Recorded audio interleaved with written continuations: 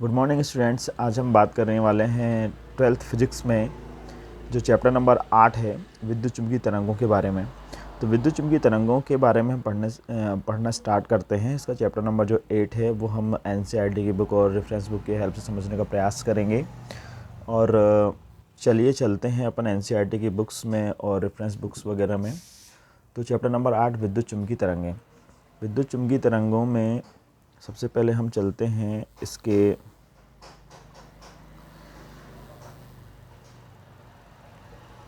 Chapter में चलते हैं। सबसे पहले हम देखते हैं कि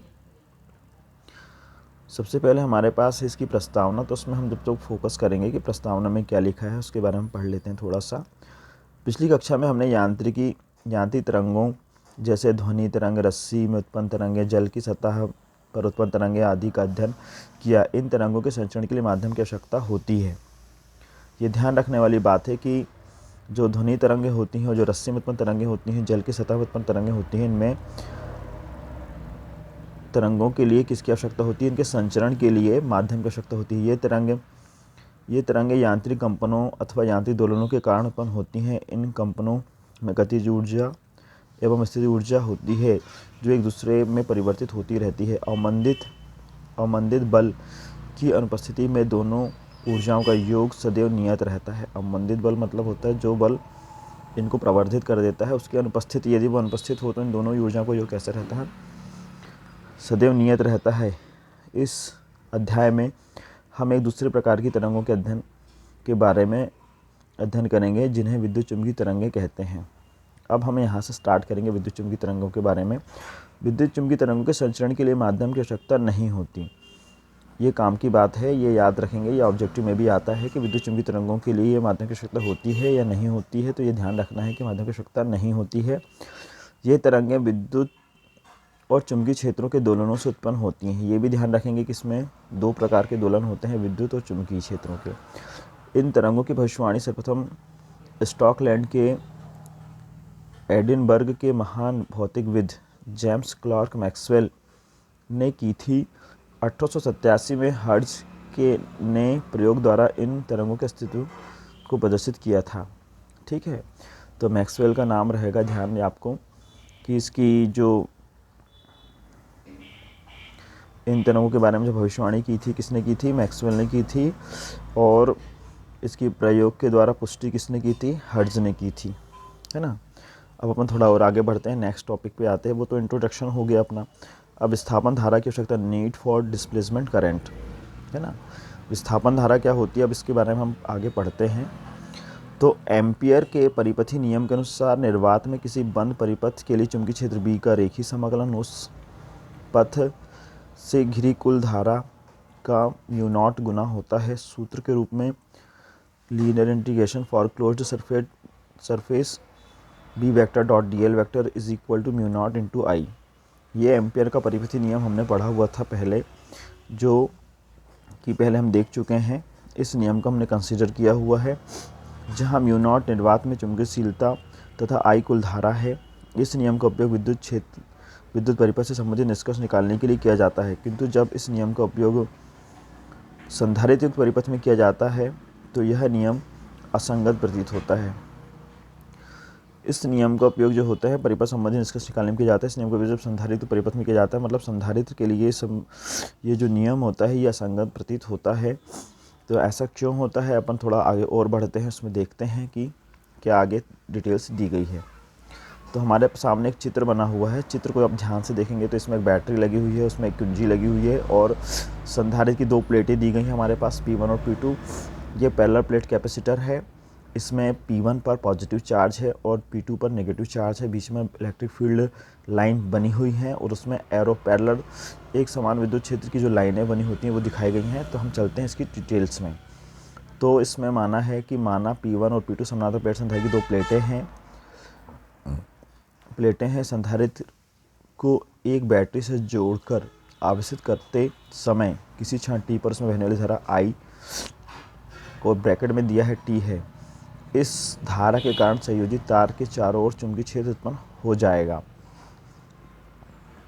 इसमें बताया है कि इसमें एक समानांतर प्लेट संधारित्र को बैटरी से जोड़ दिया गया है तथा उसमें किसी क्षण t पर I धारा बहती है, और जब धारा किसी तार में बहती है तो उसके चारों ओर क्या उत्पन्न हो जाता है, चुंबकीय क्षेत्र उत्पन्न हो जाता है, जो हमने पिछले चैप्टर में पढ़ा हुआ है और ये हमें पता भी है।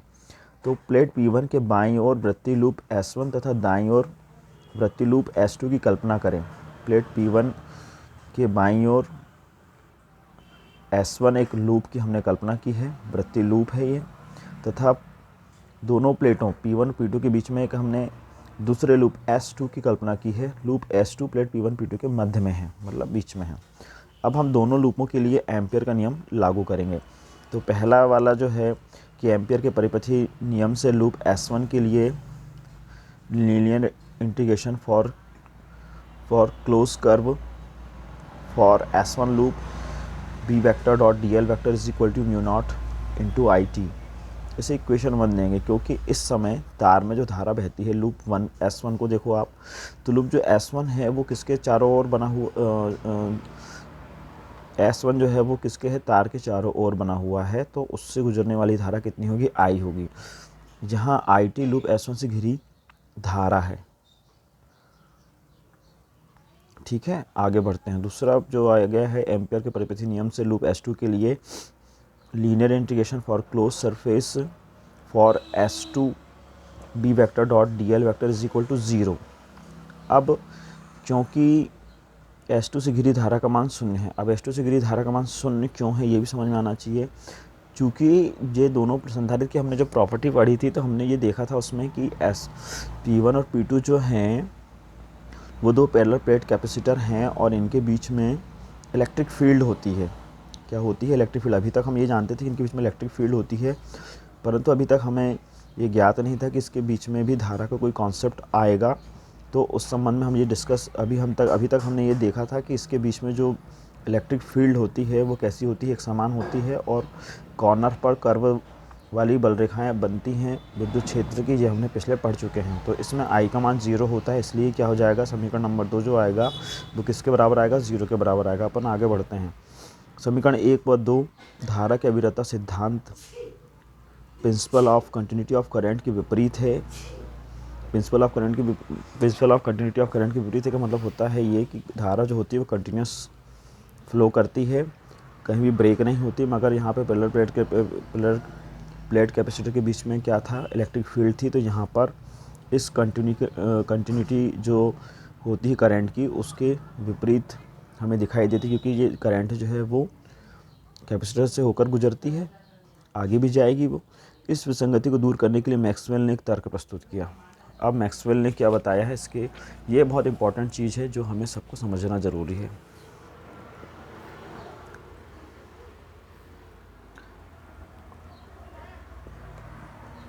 मैक्सवेल ने क्या तर्क प्रस्तुत किया वो देखते हैं। आवेशन के दौरान संधारित्र की दोनों प्लेटों पर आवेश एकत्रित होने लगते हैं, जिसके कारण उनके बीच एक परिवर्ती विद्युत क्षेत्र उत्पन्न हो जाता है आवेशन के दौरान। इस प्रकार दोनों प्लेटों के बीच विद्युत फ्लक्स में परिवर्तन होने के कारण उनके बीच एक प्रकार की धारा बहने लगती है। उन्होंने इस धारा का नाम विस्थापन धारा रखा। इस प्रकार विस्थापन धारा वह धारा है जो समय के साथ विद्युत क्षेत्र में परिवर्तन अर्थात विद्युत फ्लक्स में परिवर्तन के कारण उत्पन्न होती है।